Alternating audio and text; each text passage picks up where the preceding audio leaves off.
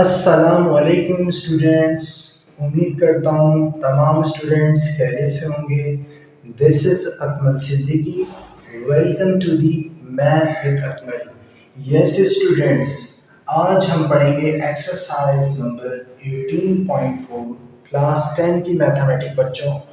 और बच्चों सबसे बड़ा इसके अंदर ये एक बात है स्पेशली, इसके अंदर हम पढ़ेंगे उससे पहले प्रॉपर्टीज ऑफ प्रोपोर्शनल। क्लियर है बच्चों? जो कि आपको बोर्ड में नजर भी आ रहा होगा। ये 5 प्रॉपर्टीज हैं, इसको डिस्कस करेंगे। लेकिन डिस्कस करने से पहले स्टूडेंट्स सभी बच्चों से गुजारिश है, अगर आपने हमारा चैनल सब्सक्राइब नहीं किया बच्चों, जल्दी से सब्सक्राइब कीजिए और लाइक के बटन को प्रेस कीजिए। यस बच्चों, पहली प्रॉपर्टी है बेटा invertendo. Yes, inverse. Yes guys, invertendo में ये होता है आप रेसिप्रोकल कर देते हो। हमें एक फॉर्म देते हैं, आप सभी के इल्म में जो प्रोपोर्शनल की जो हम चैप्टर पढ़ रहे हैं प्रोपोर्शनल का, उसके अंदर हमें 4 फॉर्म्स गिवन होती है, जिसमें पहली प्रोपोर्शनल, सेकंड प्रोपोर्शनल, उसके बाद इक्वल, थर्ड एंड फोर्थ। ऐसा ही स्टूडेंट्स। अब कहता है कि इस कंडीशन के बाद इनवर्टेंडो अप्लाई करने पर डी रेशो ए हो जाएगा और डी रेशो सी। स्टूडेंट्स यहाँ देखिएगा, अगर मैं कहता हूं हमारा ये देखें ए रेशो बी, आपका यूं बन जाएगा ए अपॉन बी। आप रेशो को इस फॉर्म में लिख सकते हैं, बिल्कुल बच्चों लिख सकते हैं सी अपॉन डी। यस बेटा, अगर मैं इसको रेसिप्रोकल कर दूं, बी अपॉन ए कर दूं और डी अपॉन सी कर दूं, तो इसमें कोई फर्क नहीं पड़ता। ऐसी कंडीशन को इनवर्टेंडो कहते हैं। बेटा ऐसी प्रॉपर्टी को क्या कहते हैं? इनवर्टेंडो कहते हैं। ऐसी प्रॉपर्टी, इस प्रॉपर्टी के अंदर हम ये करते हैं कि जो हमारे पास रेशो होते हैं हम उसका रेसिप्रोकल कर देते हैं। ए अपॉन बी है तो मैंने कर दिया बी अपॉन ए, सी अपॉन डी था तो क्या हो गया डी अपॉन सी। अब इसको आप इस फॉर्म में लिख सकते हैं बी रेशो ए बराबर है डी रेशो सी। क्लियर है? ये हमारा प्रूव हो गया स्टूडेंट्स। ऐसी प्रॉपर्टी को स्टूडेंट्स इनवर्टेंडो कहते हैं। इनवर्टेंडो। यस बच्चों, नंबर 2 प्रॉपर्टी को देख लेते हैं यहाँ पर। Number 2 property ऑल्टरनेंडो। ऑल्टरनेंडो। ऑल्टरनेंडो क्या होता है बेटा? ए अपॉन बी अगर हमारे पास सी अपॉन डी है। बेटा देखो, अगर मैं इसको मल्टीप्लाई करता हूं, क्रॉस मल्टीप्लाई करूं, क्या आएगा? ए डी बराबर है मेरा बी सी के। ऐसे ही क्लियर है?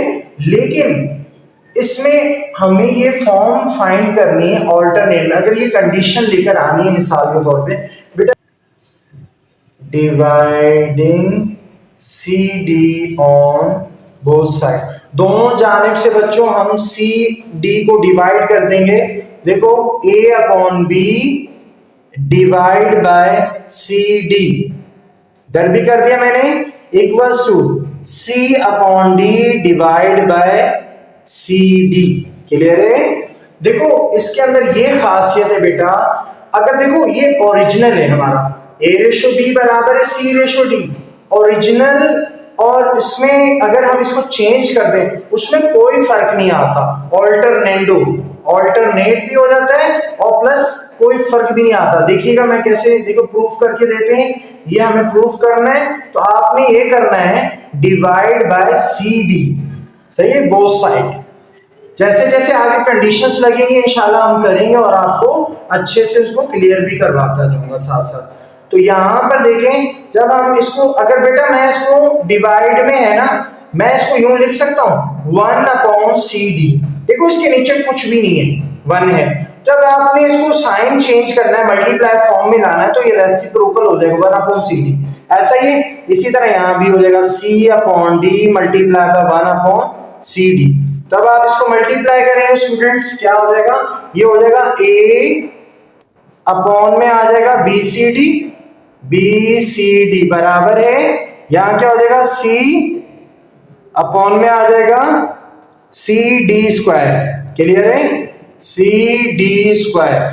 अब देखिए बेटा, ये जो है सी से सी कैंसिल हो गया, हो गया। तो यहाँ क्या बचा, a upon B C D बराबर है, देखो ये d क्या हो रहा है, यहाँ डिवाइड हो रहा है, वहां जाके क्या हो जाएगा, मल्टीप्लाई हो जाएगा। तो मैं ऊपर कर दिया इस तरफ, दूसरी तरफ जाके मल्टीप्लाई हो गया डी स्क्वायर। देखो यहाँ 2 है d, तो ये कैंसिल हो गया यहाँ पे, क्लियर है। अब a देखो यहां देखो, अब ये बन गया बी सी बराबर है 1 अपॉन डी स्क्वायर, डी क्योंकि स्क्वायर से डी कैंसिल हो गया, क्लियर है, यही हो गई पोजीशन। अब बेटा ये आपस में क्या हो रहे हैं, मल्टीप्लाई, उधर जाके क्या हो जाएगा, मल्टीप्लाई, तो ये हो जाएगा a अपॉन सी बराबर है हमारा b अपॉन डी, b समझ आया ना, यहाँ डिवाइड है, वहां जाकर क्या हो गया, मल्टीप्लाई हो गया। देखो बच्चों इसको आपस में मल्टीप्लाई करते हैं तो क्या होता है, AD बराबर है BC के, हो रहा है। देखो ओरिजिनल और उसके ऑल्टरनेटो में कोई फर्क नहीं है, अगर मैं इसको ऑल्टरनेट करके लिखूं तो यूं लिखूंगा ना, A/C बराबर है B/D के, देखें यही प्रूफ करना था, B/D के, क्लियर है बच्चों। तो ये चीज कहती है ऑल्टरनेटो प्रॉपर्टी, क्लियर है बच्चों, ऑल्टरनेटो प्रोपोर्शनल। नंबर 3 में मूव करते हैं बेटा, कॉम्पोनेंटो।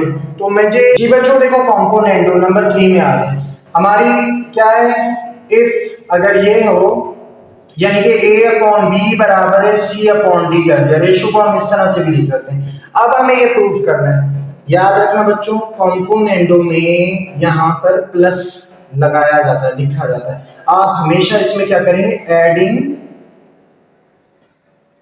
1 ऑन बोथ साइड, यानी कि इसके अंदर ऐड करवा दिया जाता है दोनों तरफ से 1। ये देखें a अपॉन बी प्लस 1 बराबर है c upon D plus 1, clear है। और नीचे वाली जो है डिविडेंडो, उसमें ना प्लस एडिंग नहीं बल्कि सब्ट्रैक्टिंग 1 ऑन बोथ साइड, बिल्कुल यही केस है, वहां पर माइनस लगा दिया जाता है। देखो इसके नीचे कुछ नहीं है मतलब 1 है, कुछ नहीं है मतलब 1 है, क्रॉस मल्टीप्लाई कर एलसीएम ले लो, ये हो गया a प्लस ये क्रॉस में क्या हो जाएगा b हो जाएगा, ये हो गया b और ये आपस में b हो जाएगा, मैंने एलसीएम ले लिया, सही है। a को 1 से किया a हो गया, b को 1 से किया b हो गया, और नीचे की वैल्यू को आपस में करवा दिया, क्लियर है। इसी तरह c प्लस ये क्या हो जाएगा d अपॉन में क्या हो गया d। अब बच्चों उसको हम जब लिखेंगे किसमें, रेशो के अंदर, तो ये हमारा आ जाएगा a प्लस बी रेशो, सही है, b बराबर है c plus d ratio d है, यही प्रूफ करना था बेटा, यही केस है बिल्कुल। डिविडेंडो क्या होगा, यहां पर इसी के अंदर मैं सेट करने जा रहा हूं, इसी के अंदर, क्लियर है। नंबर 4 को भी मैं इसके अंदर सेट कर रहा हूं, देखो यहां एडिंग की तरह ना सब्ट्रैक्टिंग आ जाएगा, सब्ट्रैक्टिंग 1 ऑन बोथ साइड, जहां प्लस 1 है ना बेटा वहां माइनस 1 हो जाएगा, बाकी सारा कुछ वही है। यहां पर भी आपका क्या हो जाएगा, जब a को 1 से करेंगे a हो जाएगा, b को 1 से करेंगे b हो जाएगा, लेकिन बीच में माइनस का निशान है तो माइनस आ जाएगा।